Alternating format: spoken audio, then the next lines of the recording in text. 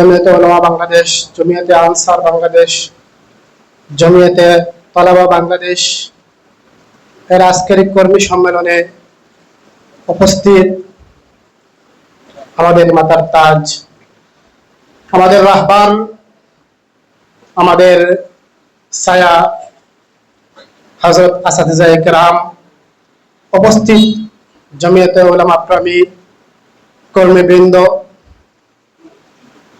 আমরা এই মুহূর্তে এমন একটি সময় পার করছি যা অত্যন্ত কঠিন একটি সময়।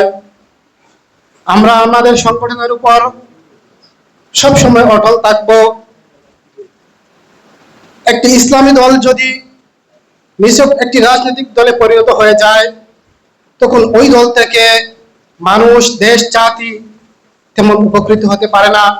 এজন্য একটি ইসলামিক দল সব মিলিয়ে দেশ, জাতি এবং মানুষের সব কিছু ভাবনায় রেখে এগিয়ে যেতে চায়, মানুষকে সঠিক ইসলামের পথে পথ নির্দেশনা দিতে চায়। জমিয়তে উলামা ইনশাআল্লাহ সেই কাজ করে যাচ্ছে, সামনে দিয়েও করে যাবে ইনশাআল্লাহ। আমাদের রাহবারদের দিক নির্দেশনা অনুযায়ী আমরা আমাদের সামনে পথ সুগম করব, চালিয়ে নিব। আসসালামু আলাইকুম ওয়া রাহমাতুল্লাহ।